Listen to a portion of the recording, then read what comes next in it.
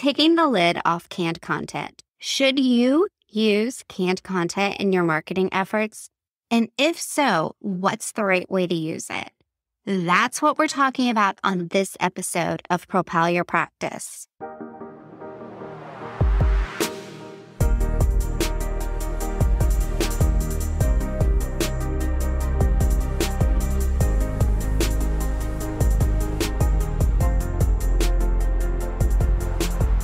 Hello, and welcome to the Propel Your Practice podcast, where we provide clinic owners with actionable strategies to help them propel their practice's presence online. I'm your host, Darcy Sullivan, and in today's episode, we're taking the lid off canned content. For those of you who don't know who I am the founder of Propel Marketing and Design, where we help chiropractors, acupuncturists, physical therapists, wellness practitioners, and other clinic owners improve their website rankings and overall online presence. Over the past few years, I've received tons of questions about canned content from clinic owners, asking questions like if they should use canned content, if they use canned content, how should they do it? And they want to know if Google will penalize them for using canned content. So, in today's episode, I'm going to give you some specific examples of how and when to use canned content and when you should absolutely avoid it.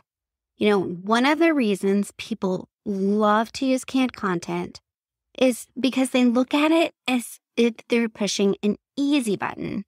We all only have so many hours in the day, and sometimes creating content can feel overwhelming. So you might feel as though you have limited time or need inspiration about what types of content to produce. And if that's you, I'm also going to share some additional suggestions and options later on in the show outside of just using canned content so that you're able to provide your audience with content that reflects your company. Let's start at the beginning. What is canned content? Canned content is pre-made content by a third party that's for sale to the public. Yeah, that means that your competition, along with a company who has a similar business to you that's many, many miles away, can be sharing the exact same content. It comes in many forms: blog post, email blast, newsletters, social media, canned content for your website. Many people like to use canned content because it helps their business cover some of the broad range topics without having to custom create every piece of content. I think a good analogy of this is you can think of canned content like builder grade construction material. It's nowhere near at the top of the line. It's not customized. But there are times when homeowners can use it to achieve their goals without having to pay expensive rates. Let's look at some pros and cons of using canned content. Pros: it's easy to get your hands on, it's usually easy to use, and it can be cost effective. Cons: it's very generic. It might not represent your organization the way that you feel that your organization should be represented. And there's this belief out there that if you use canned content, that Google is going to penalize you. And I don't like us thinking of it like Google is going to penalize you. I think it's better to think of it as though Google's going to reward somebody else who has better, higher quality, more unique content. And of course, we have to remember that if you purchase canned content, your competition might have the exact same content floating out there on their website, on social media. And beyond your direct competition, other companies that are far, far away from you could be using the exact same content as well. And that can lead to going against your company's credibility. Here's some questions to ask yourself before using canned content. Does your company stand behind the information that the canned content is providing? Does it have your company's tone? Will it resonate with your target audience? Is it relative and a value add for your target audience? You can purchase canned content for your website or even a complete website that's full of canned content. You can purchase blog posts that are canned, social media posts, email marketing, and you can even repackage exercise programs or courses.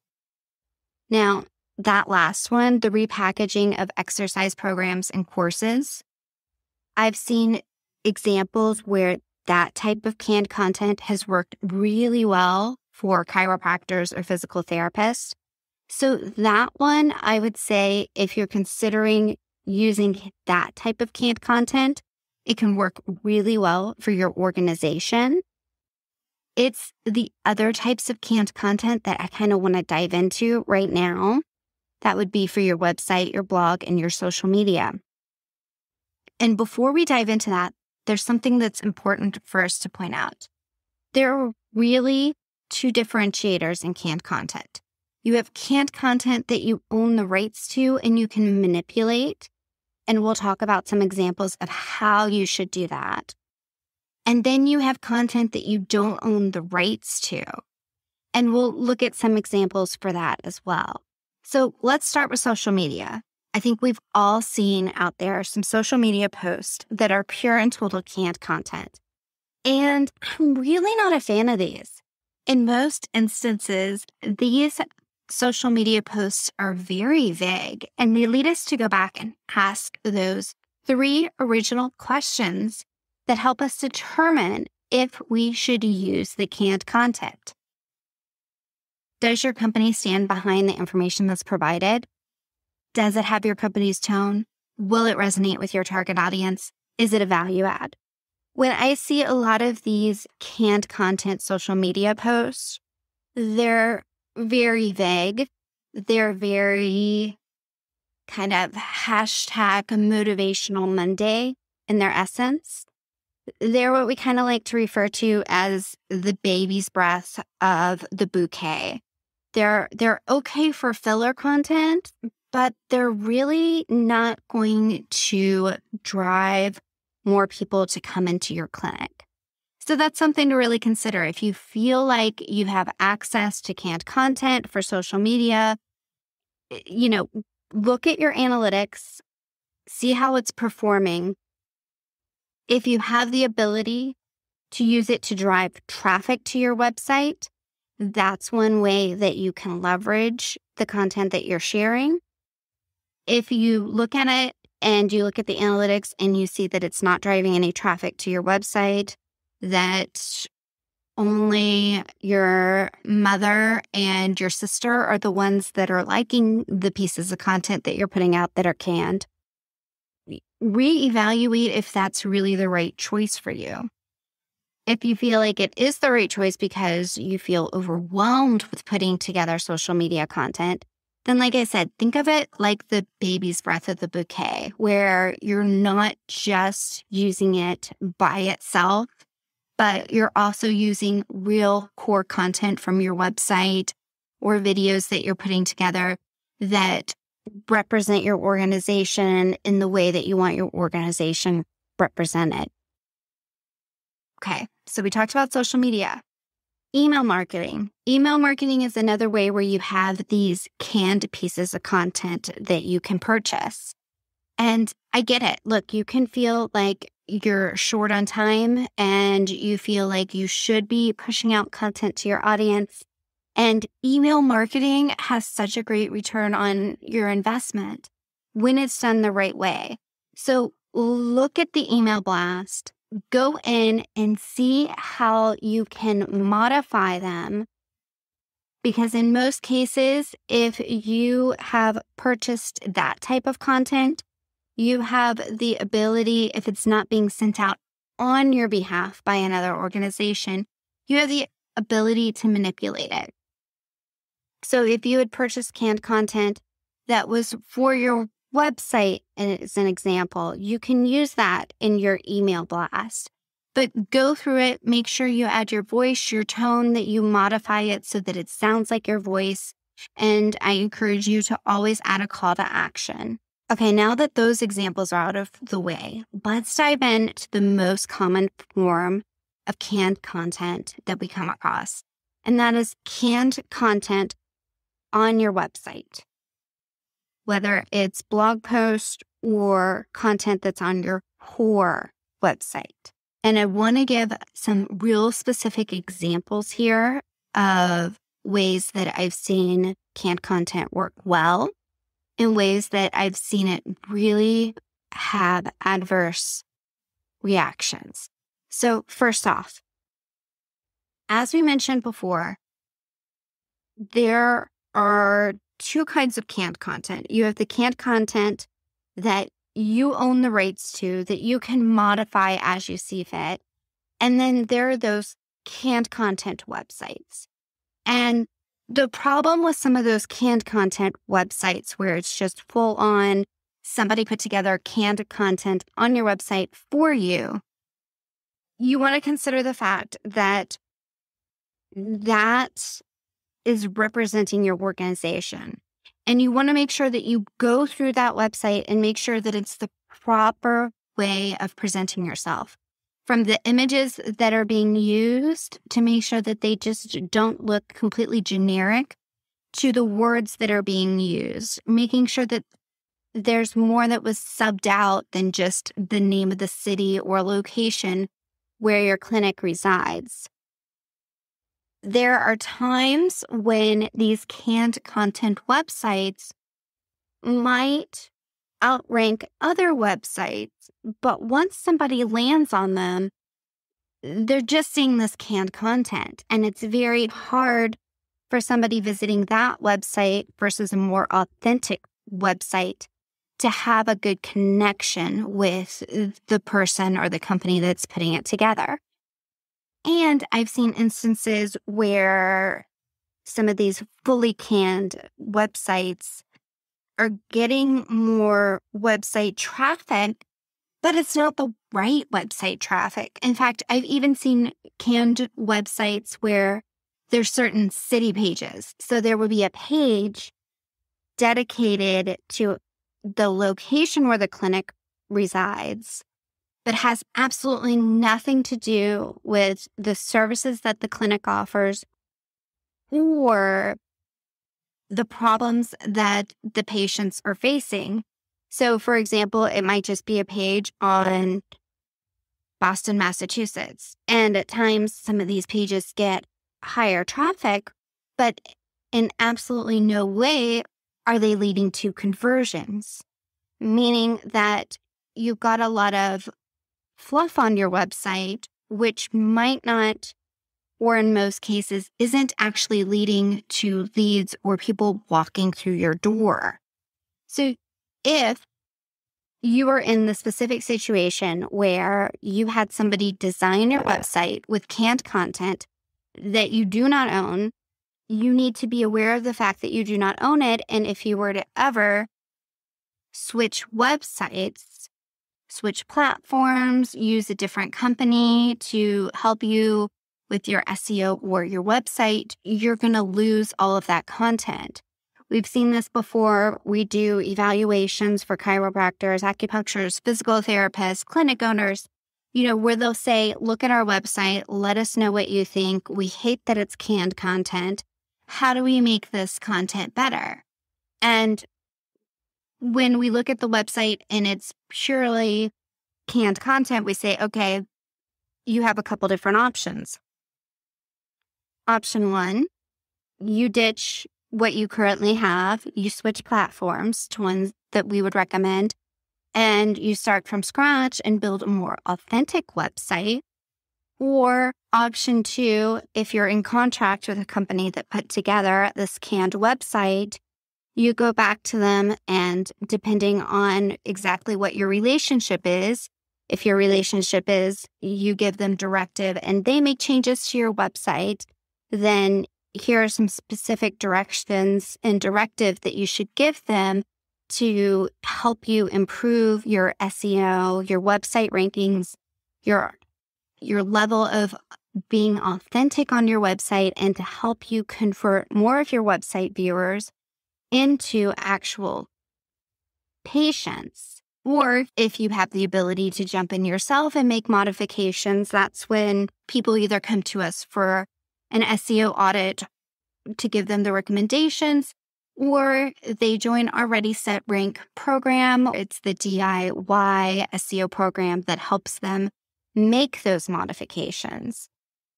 So that's what I would suggest if you have just a full-blown canned content website.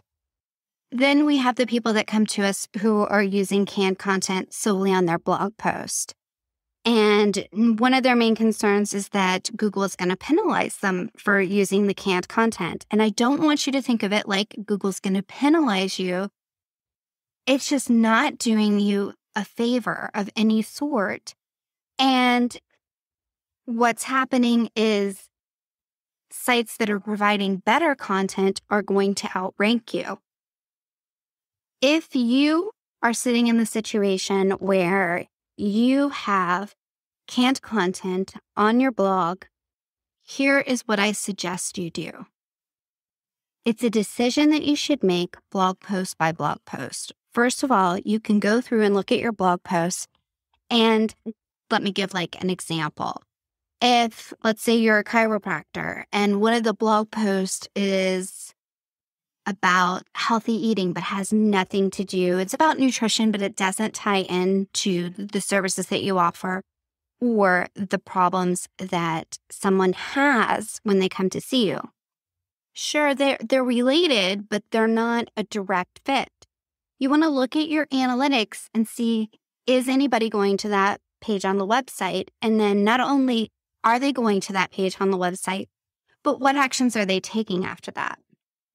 Because you could be getting a lot of traffic to pages, just like I gave or blog posts, just like I gave the example of somebody coming to a quote unquote city page on a website, but then they're not taking action. So you might have blog posts that are canned that are on your website that are targeting the wrong audience. If so, get rid of those.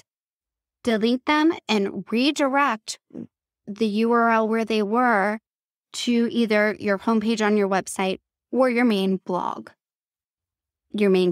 landing page. If the topic actually relates to your audience, then you should keep the blog post, but make sure that they're not canned.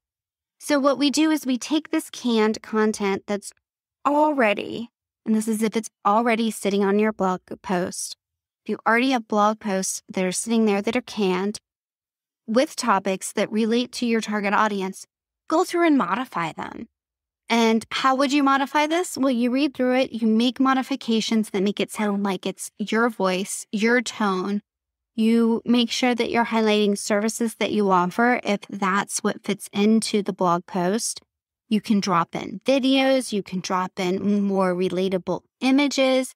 You can modify the blog post so that it sounds less canned and then update the date on it.